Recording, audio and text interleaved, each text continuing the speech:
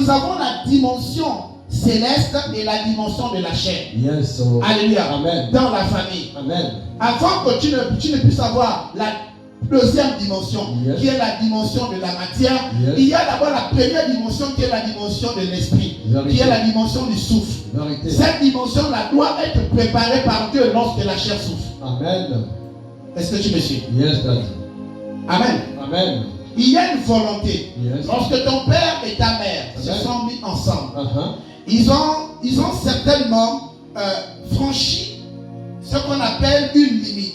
Cette limite-là a provoqué Dieu. Yes. Au point où Dieu a écouté le message de la chair. Amen. Et a fait descendre ce qu'on appelle quoi? L'esprit. Yes. C'est cet esprit qu'on appelle le souffle. Amen. Alléluia. Amen. Alors ton premier parent ici, c'est la chair. Yes. Le premier parent de l'être humain, c'est la chair. Allons-y s'il vous plaît, dans Genèse chapitre 2 au verset 7.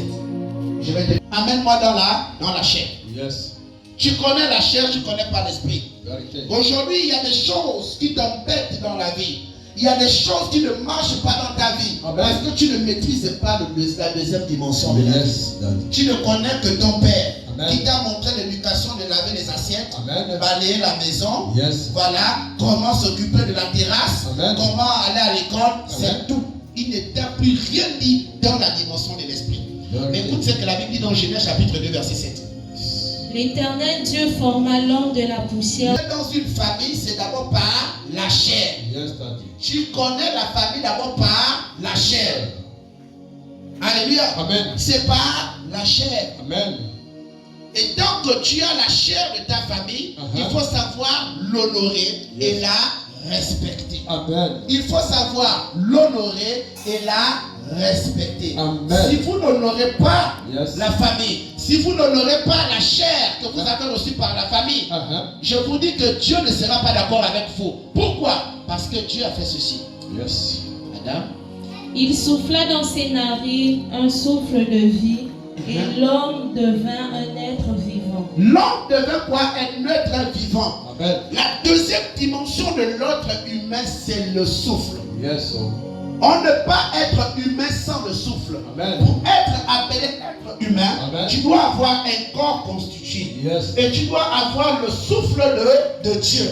Mais que signifie ce souffle? Amen. Qu'est-ce qu'il y a dans le souffle? Amen. Le souffle que tu as là est un programme qui est connu de Dieu. Yes, Daddy. Le souffle que tu as est un programme qui est connu de Dieu. Amen. Mais comment Dieu, que je ne vois pas avec mes yeux, Yes. comment Dieu qui ne m'explique pas la capacité scientifique et même dimensionnelle du souffle, m'envoie dans une famille Yes. où les gens ne s'entendent pas. Amen. Comment Dieu, qui connaît toutes choses, il peut m'envoyer dans une famille ou dans un pays où il y a la guerre? Uh-huh. Bien aimé, je dis à quelqu'un, Yes. tout ce que tu es en train de vivre Amen. ou traverser, Amen. qui n'est pas en accord avec ce que tu attends, Amen. n'est que le fruit de ton manque de connaissance. Oui, Daddy.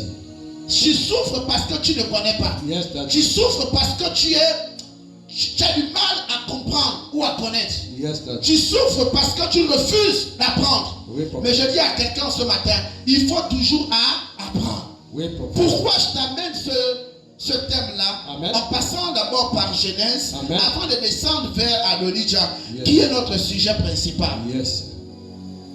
Alléluia. Amen. Qui est Adonijah? Adonijah est un enfant légal du roi David. Yes. Vous connaissez tout ce qui était David. Amen. David, ici, la Bible dit que David était l'homme selon le cœur de Dieu. Yes. Alléluia. Amen. C'est David qui a écrit les psaumes, il a écrit beaucoup de...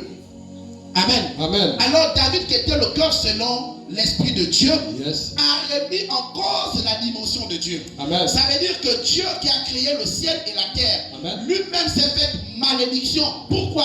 Parce qu'il est descendu. Yes. La Bible dit que Dieu a créé, il a formé à partir de quoi? La poussière. Yes. Donc ça veut dire que Dieu lui-même, il est parti de son trône Amen. pour descendre sur la terre, afin de faire quoi? Fabriquer l'homme, créer l'homme. Vérité, papa. La seule chose qu'il a laissée, Amen. c'était le souffle. Yes. Au niveau de quoi? Les narines. Amen. Et quand il souffle au niveau des narines, Uh-huh. l'homme se réveille. Yes. Et quand l'homme se réveille, il doit trouver ce qu'on appelle une famille. Yes. Qu'est-ce qui est semblable à lui Amen. pour s'attacher et pour échanger en termes de langage.